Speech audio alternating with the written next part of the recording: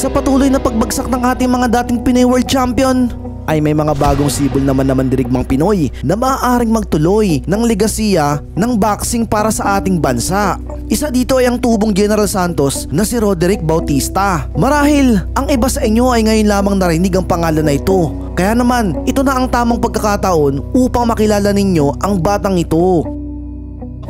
Bautista with the left jab, but he's got to keep fighting.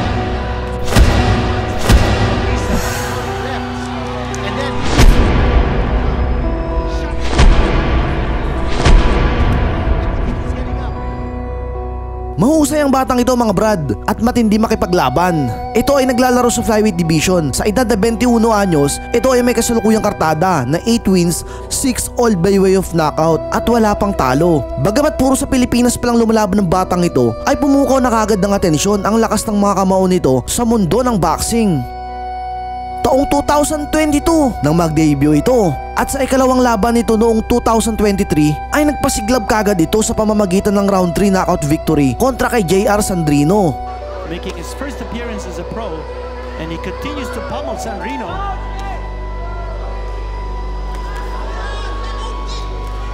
Ang sipag nitong Bautista. Kita mo, hindi umaatras. Oh, nice shot. Right hand again connected by Bautista, and then watch the way he darts in and out. A body shot brings down Sandrino. He just can't take the punishment. I don't think he's getting up. Punishment na dinulot dito, and that's it. Round number 3, it's over. And I thought I saw a body shot there coming from Bautista. Noong taong ding yun, ay muli itong nagtala ng impresibong knockout victory kontra sa undefeated Pinoy fighter na si Leboy Atencio sa pamamagitan ng round 2 knockout. Subalit, hindi naging madali ang laban na ito para kay Bautista nang ito ay magtamo ng punit sa kaliwang noo nito gawa ng accidental headbutt. Matindi ang pagdurugo, halos matakpan nito ang paningin ni Bautista. Subalit, tila ba hindi naging hadlang ito upang makuha nito ang tagumpay. Bautista story makers. Gusto niyang tapusin na ito. He's work. Atencio is now fighting back. At least from the cut of Bautista. Control the bleeding from that cut of Bautista. There's blood all over the left side of the face of Bautista. But Bautista is just throwing everything he's got right now. Gusto niyang tapusin na ito. Mas matapang ito si Bautista pag umaagos ang dugo. And the crowd is clear on the side of Bautista. Bautista's just plodding on, looking to score that one big punch to end it. Nandun yung left jab coming from Atencio. Another left jab from Atencio. Atencio. What a shot! Left hand! Left hand! What a shot! One punch! Wow! And now they're bringing out the oxygen. Look at this man! Roderick Bautista, blood coming out of him. 4 na buwan nang lumipas, ay agad itong umakyat ng lona upang sagupain naman ang kapwa nito bagitong Pinoy boxer na si Benjo Nery. Si Benjo ay galing sa 3 sunod-sunod na panalo, kaya naman kondisyon na kondisyon ang katawan nito. Round number 1 na po tayo. 6-rounder. The undefeated Roderick Bautista. Very frightening record. Sa unang bahagi pa lang ng round 1 ay napabagsak agad ni Bautista si Benjo. At ito ay nagdulot ng bahagyang takot kay Benjo na naging dahilan ng pagbabago ng galaw nito. Alam po natin at kasasabi lang natin na sinamantala naman ito ni Bautista at muli nitong napabagsak si Benjo sa round 2 at sa katuluyang tinapos ang laban. But he's gotta keep pumping that jab. Ito na naman, Bautista now throwing lefts. And then, Nery going down. Shots to the body. Shots to the body. I don't think he's getting up. Namimilipit siya sa sakit. Punches to the body by Roderick Bautista. And it's over. It's over in round number 2. Body shots coming. June 15, 2024 ay muli itong napalaban sa kapwa nito Pinoy undefeated na si Jimuel Aranas. Panibagong malaking hamon ito para kay Bautista sapagkat katulad niya ay hanga din ni Aranas ang tagumpay sa laban na ito dahil papaangat pa lamang ang karir nito. Sa unang bahagi ng laban ay magandang pinapakita ni Aranas at kapansin-pansin na halos magkalibe lamang ang antas ng kanilang kakayanan. Subalit sa pagsapit ng round 4 ay dito na unang naramdaman ni Aranas ang lakas ni Bautista.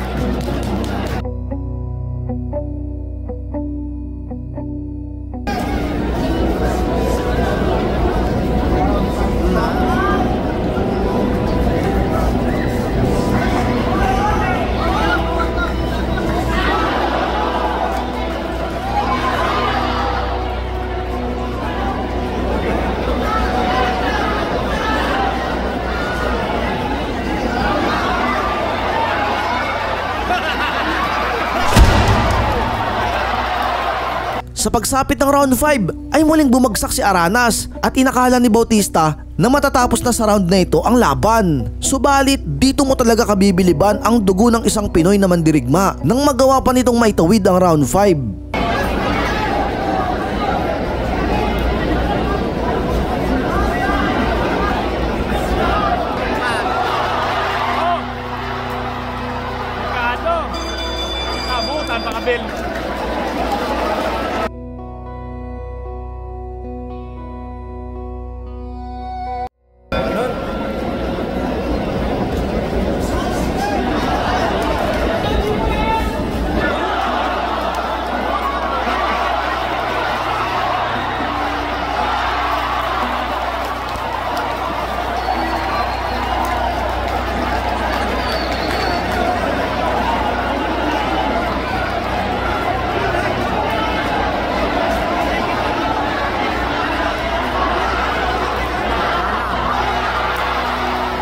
Subalit sa pagsapit ng round 6 ay muling napabagsak ni Bautista si Aranas. Hindi lang isa, kundi 2 beses pa. Bagamat nais pang lumaban ni Aranas ay hindi na kinaya ng katawan nito ang pinsala. Kaya naman, tinanghal na panalo si Bautista. Maganda ang pinakita ni Aranas, nakipagsabayan ito ng buong tapang. Subalit talagang may taglay na natural na lakas at husay si Bautista. March 20, 2025 ay muling umakyat ng lona si Bautista kontra sa isa na namang undefeated Pinoy fighter na si Alexandre Del Rio para sa isang title fight, ang bakanteng WBC Asian Silver Flyweight title. Si Alexandre Del Rio ay mayroong malinis na record na 8 wins at 5 knockout, samantalang si Bautista naman ay umakyat na sa 7-0 ang kartada nito. Kaya naman isang magandang laban ito. Narito at panoorin natin ang kanilang bakbakan.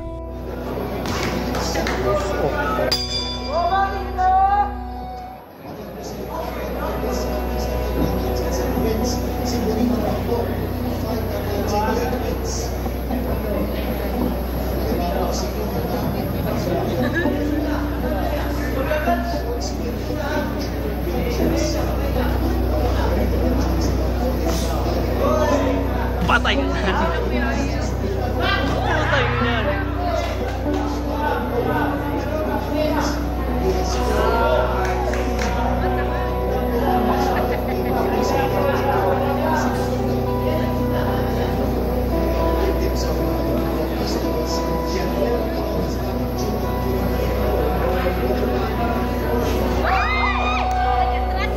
Hindi pa sinasabi, wala pang sunod.